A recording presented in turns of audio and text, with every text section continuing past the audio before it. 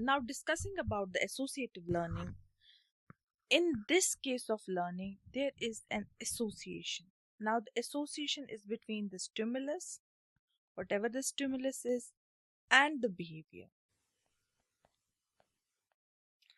So, this organism, it will learn the relationship between two stimuli or between stimulus and the behavior. So, there is an association. That's why it's called as associative learning, unlike the non-associative. In this, the animal, it can predict and it will respond appropriately because it knows how to associate the behavior, how to behave towards a stimuli instead of ignoring it, like we have discussed in habituation. Now, in associative learning, we study the conditioning. First one is the classical conditioning, and it was explained by the scientist named as Ivan Pavlov. And he did some experiments also called as Pavlovian experiments, Pavlovian conditioning. Now, in this case of conditioning, here the organism, it associates a previously neutral stimulus. A previously neutral stimulus means which this organism does not care about. It doesn't care about a stimulus in the first go, but over the time, gradually what it does, it will become a very significant stimulus. So it will associate the previously neutral stimulus with biologically significant stimulus. Now, it will when it will start associating it to something that is biologically important, this is considered to have an effect that will in the form of learned response. Now, learned response means that it learns a behavior, that it learns how to respond to a stimulus was earlier a neutral stimulus, which it did not care about earlier, but with time, when the stimulus was there, it learned that something is associated, some reward or punishment is associated with the stimulus. It will respond appropriately as it learns through the practice. So the principle of this type of conditioning or learning, there is this unconditioned stimulus. Now, unconditioned stimulus means that there is a naturally or automatically it will trigger a response. This is unconditioned stimulus. Now we will discuss this experiment. So what happens in this experiment that Pavlov did? This there was a dog, and this dog was given food in the Pavlov's experiment. This is unconditioned stimulus. It generated unconditioned response where there is no need to teach it to associate the response or the stimulus to something.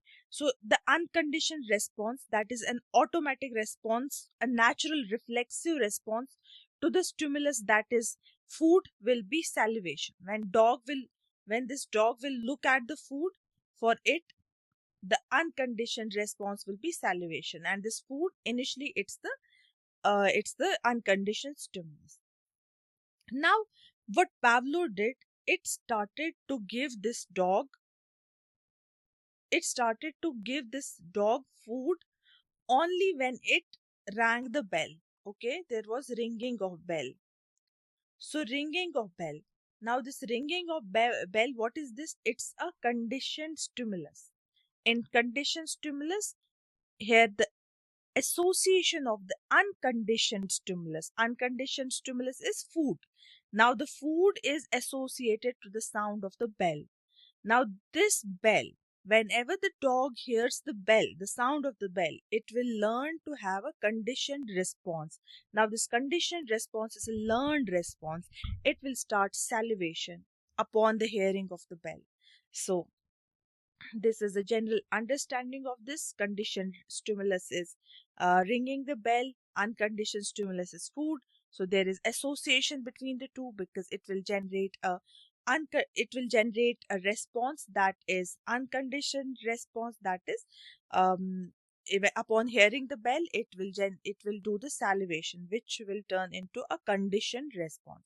So when there is unconditioned stimulus, that is only food, the dog will salivate, that is unconditioned response. When the unconditioned and conditioned stimulus, when they are associated, that is bell and food, it will show the unconditioned response, that is salivation. But when it learns that the food will be presented only when the bell rings, it will generate a conditioned response, that is salivation. So there are four laws of classical conditioning. First one is law of contiguity, that is conditioned stimulus and unconditioned stimulus, they must occur together. The bell and the food, they have to come together. Then is law of repetition. The conditioned stimulus and the unconditioned stimulus, they are paired together for stronger response. And law of reinforcement means that as you go on reinforcing, the conditioned stimulus is repeated, presented without the unconditioned stimulus, then the conditioned response, it will gradually disappear. Okay, it will gradually disappear. Fourth is the law of interference. That is, learning can fade if a new conditioning occurs that overrides the old behavior. For example, replacing this bell with a whistle. Now, this dog, it will learn to respond, to show a conditioned response towards the whistling. This is the diagram representing the learning, the classical conditioning in Pavlovian experiment. And there are certain applications in ethology, in animal behavior, that is predator avoidance. The prey, it learns to associate the smell, sight, sound with danger. So, for example, the birds, when they see bright colored insects, they just run away. They do not feed on those insects because this is a sight. This is a sight stimulus. It is conditioned with the idea that this insect can be poisonous. The feeding behavior, the whistling, when the whistling is done by the trainer for the dolphins, it will come and feed, or even the seals.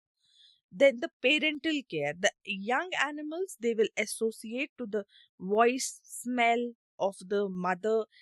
For example, the quacking in the ducklings. It is actually a signal for the mother for feeding time. Then addiction treatment, for example, the aversion therapies, in that also it's used. So it will help to remove the alcohol dependence. This is about the Pavlovian conditioning or the classical conditioning. Then we have another term, that is operant conditioning. Okay, in case of the operant conditioning, it's the type of learning in which the animal's behavior, it is shaped by its consequences come when it is sort of hit and trial. Okay, it is hit and trial. For example, there is a pot and there is a crow and it has pebbles around. When this crow will put one pebble, two pebble, three pebbles, it will the water level will raise. We have heard about this story. Now this is something it learns by hit and trial, that if it starts to drop the pebble slowly, the water level, it will increase and come out. So this is a behavior that it learns through the consequences. The consequences that it will quench its thirst. So the relationship between the behavior and the outcome, it is there in case of the operant conditioning. That's why it's also a type of associative learning. The scientist who is there in this case is B.F. Skinner, and he gave the idea of reinforcement and punishment in this case. For example, there is operant chamber, also called as a Skinner box. Now, in the Skinner box, there is this cat. It will push the lever and it will get the food. Now, getting the food, it is the consequence here. It is a consequence. So, the animal behavior that is pushing the lever, it is associated with the consequence. This is what operant conditioning is. And the principles regarding this is the law of effect, also called as a Thorndike's principle. There was this cat in the puzzle box that I showed you. So there is a puzzle box, and the formula is that the behaviors followed by positive consequence, that is when there are rewards, they will be strengthened, and the behaviors which have a negative consequence, they will be weakened. For example, an organism touching a hot pan, it will, it's like a punishment. Next time it will not touch it because the consequence was negative. So the behavior followed by negative consequence will be weakened, and the behavior followed by positive consequence, it will be strengthened. This is Thorndike's principle or the law of effect. Another one is the reinforcement and punishment. Reinforcement, it actually increases the behavior, but reinforcement, it can be positive, it can be negative. Positive reinforcement means there is adding a reward. Okay, adding a reward. For example, dog, it will get a biscuit for sitting. And negative reinforcement means removing an unpleasant stimuli. For example, this child, it will stop touching an object which caused burns on hands of the child. Next time it will be afraid to touch such an object. And punishment also has positive punishment and negative punishment. Positive punishment means this child, if it's touching a stove, the hot object, next time it won't. And negative punishment is just withdrawing the cause of uneasiness. For example, parents, they will take away the toys if child shows the bad behavior. This is negative punishment. Now we have different types of learning related to the operant conditioning. First one is a trial and error learning. That is, this animal, it will repeatedly, it will try to solve a problem, and till it reaches a goal. For example, rat in a maze, it will try to go through the maze, it will try to go through the whole maze system until and unless it does not find an outlet. So it will learn it through trial and error. And latent learning is that animal will acquire information without immediate reward, but later applies it where it's needed. For example, the young animals, they learn about something from the parents, but then they apply it when they are adults. So learning something at early stages, but